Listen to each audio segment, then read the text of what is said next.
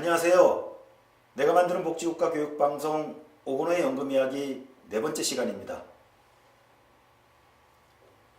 지난 세 번에 걸쳐서 국민연금, 국민연금의 미래재정구조, 그리고 기초연금을 포함한 공적연금 전체 실태에 대해서 점검해 봤습니다. 대략 윤곽이 잡히시지요? 예, 이제 후반전으로 넘어갑니다. 네 번째입니다. 오늘은 기존의 연금 문법 다르게 보기입니다. 왜 이렇게 제목을 정했냐고요? 통상적으로 우리한테 알려진 연금에 대한 기본 이야기가 있습니다. 거의 상식이라고까지 들리는 거지요. 하지만 그게 진짜 근거가 있는 걸까요? 저는 그렇게 생각하지 않습니다. 그래서 기존에 우리한테 알려져 왔던 기존 연금 문법 다르게 보겠습니다. 5가지입니다. 첫 번째, 2007년 노무현 정부 때 연금개혁이 연금제도 역사상 최대의 개혁이다. 과연 그럴까요? 상강 기억하시지요? 두 번째, 우리나라 국민연금, 공적연금이 너무 작다. 용돈연금이다. 이런 이야기가 있지요. 그렇게 생각하십니까? 국민연금이 미래 기금이 소진된다는데 부가 방식으로 전환되는 것뿐이다. 그때 세금이나 보험료로 연금을 지급하면 되는 거 아니냐. 선진국도 다 그러했다. 큰 문제 아니다. 자꾸 국민연금에 대한 미래 불신을 부추기지 마라. 이런 지적 들어보셨지요? 근거가 있는 걸까요? 국민연금은 세대 간 연대이다.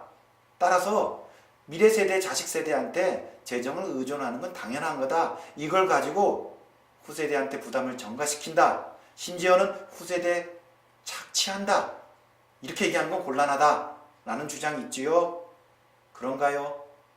그리고 5번째, 기금 사이즈가 너무 크다. 이러다간 금융자본의 먹잇감이 되어버릴 수 있다. 기금을 줄여가야 된다. 이런 주장도 있습니다. 모두 그럴듯하지요? 그렇게 생각해 오셨나요?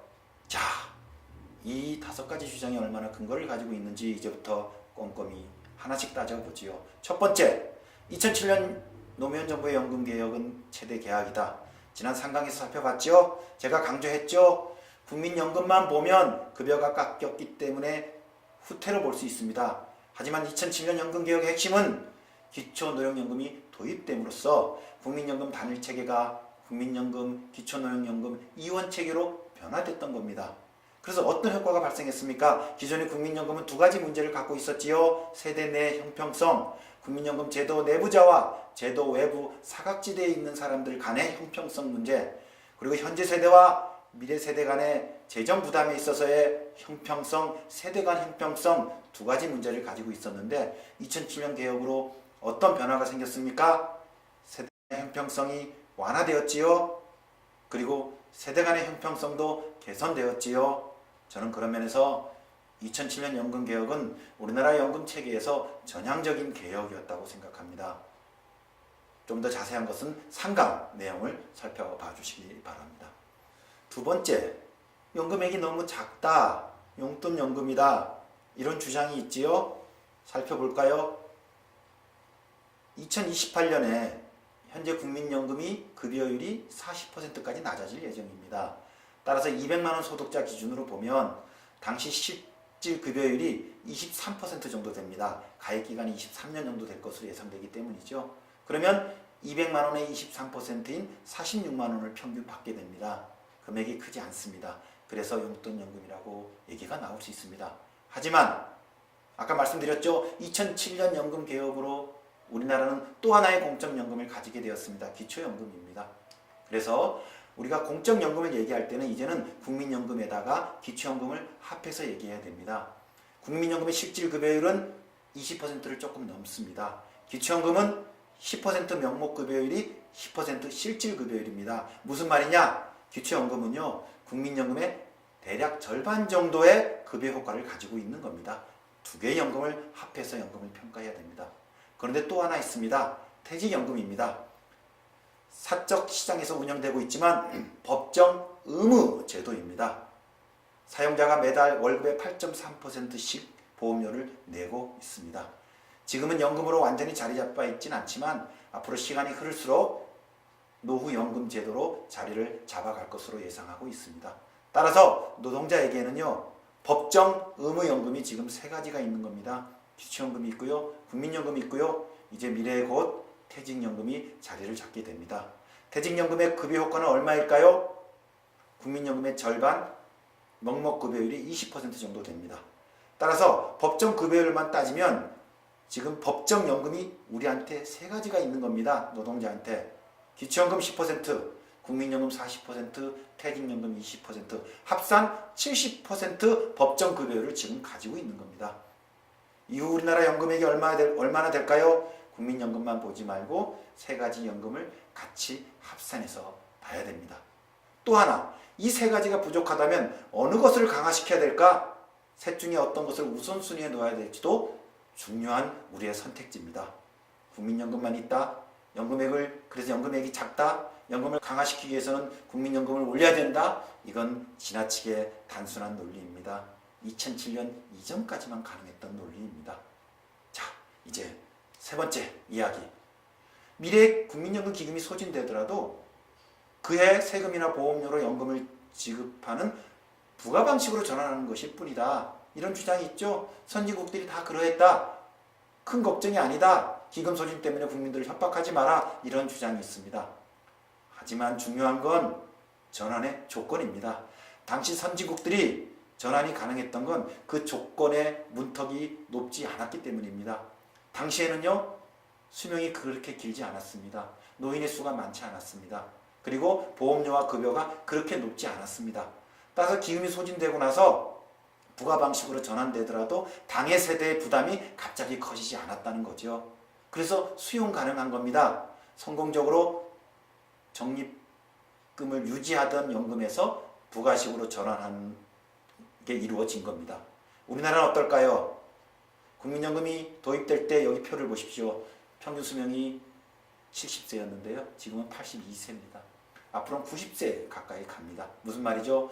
연금 수급기간이 무척 길어집니다. 노인 수가 많아집니다. 그리고 그때 받을 연금액에 비해서 지금 저희는 절반 정도만 보험료를 내고 있습니다. 무슨 말입니까? 기금이 소진되었을 때 그 시점에 후세대가 부담해야 될 신규 보험료 혹은 세금 부담이 너무 커진다는 겁니다. 과연 그 세대가 수용할까요? 이것을 자식이니까, 미래 세대니까 반드시 수용할 것이라고 가정하는 건 너무 위험한 전제 아니겠습니까? 저는 그런 면에서 이 세대 간 연대는 그것의 조건이 필요하다고 봅니다. 부가 방식의 전환도 마찬가지로 그러한 전환의 조건이 필요합니다.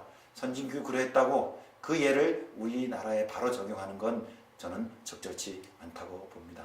네 번째, 아까 조금 이야기가 나왔죠. 세대 간 연대다. 과연 세대 간 연대입니까? 조건이 중요하다고 말씀드렸습니다. 후세대들도 미래 연금 지출을 감당할 경제적 능력이 있다고 얘기합니다. 미래에 2060년 정도에 GDP 10% 조금 넘는 금액의 연금 지출이 예상됩니다. 그런데 지금 선진국들은요, 그만한 연금 지출을 이미 하고 있습니다.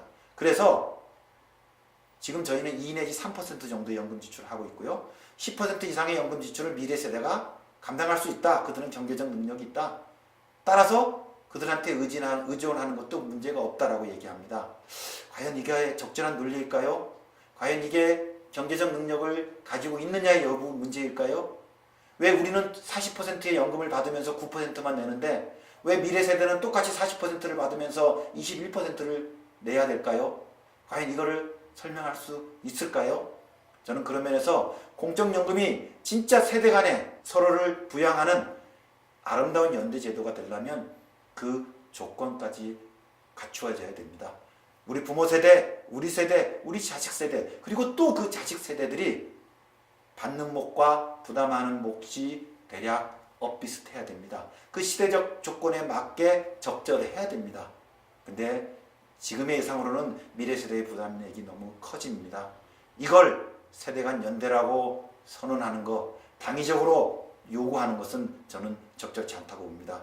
우리 과제는요, 공적연금이 세대 간 연대가 될 수 있도록 그러한 조건을 마련하는 겁니다. 미래 부담을 줄게 만드는 그런 개혁의 연착륙 로드맵을 만들어 가는 것, 그게 우리의 과제인 것이지 미래 세대가 다 부담할 수 있으니까 그냥 가도 된다. 이거는 적절치 않습니다. 그리고 마지막 5번째, 국민연금 기금이 너무 크다. 그렇죠. 부담이 되죠. 저도 그러합니다. 그런데 안타깝게도 우리는 이미 부분 적립 방식, 즉 받을 거에 비해선 절반 정도 내는 보험 재정 제도로 시작해버렸고요. 그리고 아직 연금이 충분히 성숙되어 있지 않다 보니까 어느 시점까지는 기금이 계속 쌓아질 수밖에 없는 겁니다. 근데 지금 기금을 줄여버리면 어떤 일이 발생하죠? 시간이 흐를수록 미래세대 부담이 더 커지는 거 아닙니까? 결국은 기금이 부담스러운 건 분명하지만 지금 기금을 줄이기가 어려운 상황이라는 겁니다. 그럼 어떻게 하겠습니까? 기금이 부담된다, 줄이자 라는 사실상 현실성 없는 이야기를 하기보다는 어떻게 이 기금을 관리할까? 이 과제를 정면으로 안을 수밖에 없습니다. 성인병 같은 겁니다. 계속 관리할 수밖에 없는 거죠. 그런 면에서 기금을 급격히 줄이고 혹은 소진시키는 이런 현실성이 없는 시나리오를 두고 기금 논의를 하기보다는 불가피하게 기금이 존재할 수밖에 없다면 우리가 어떻게 이것을 관리할 것인가, 이 논의로 이동해야 됩니다. 그것은요, 국민연금 기금 운영의 의사결정을 민주화시키는 겁니다. 우리 가입자들이 주인이 돼서 우리 스스로 책임지게 결정하고 또 운용하고 뭐 이런 국민연금 의사결정의 민주화를 이루는 것, 그리고 운용을 할 때도 투기적 기업, 사회성이 없는 기업에 투자하지 않고 좀 더 사회 책임 투자를 하고, 그리고 또 사회성이 많은 공익성을 가진 분야에 투자하는 이런 사회 책임 투자, 사회적 투자 쪽으로 국민연금 기금 운영을 가져갈 필요가 있습니다. 이런 식으로 의사결정 구조의 민주화, 그리고 기금 운영의 공공화, 이런 방식으로 논의의 초점을 모아가야지 기금 사이즈가 너무 크다, 줄이자 등등의 것은 사실상 공허합니다. 오히려 이런 것들이 기금 불신을 부추길 뿐입니다. 어떠세요? 5가지 기존의 문법을 살펴봤는데 다 동의가 되시나요? 혼란스러우신가요? 예, 이제부터 제대로 꼼꼼히 새롭게 생각해 주시기 바랍니다. 이 5가지 점검을 기초로 해서 앞으로 5회, 6회 2번에 걸쳐서 우리나라 공적연금을 어떻게 강화시켜 가야 될지 알아보겠습니다. 5번째는 지금 야당에서 주장하는 국민연금 소득 대체율 50% 방안이 적절한지 살펴보고, 마지막 6번째, 공적연금에 강화시키는 제대로 된 방안이 무엇인지 제가 가지고 있는 대안을 말씀드리겠습니다. 시청해 주셔서 고맙습니다.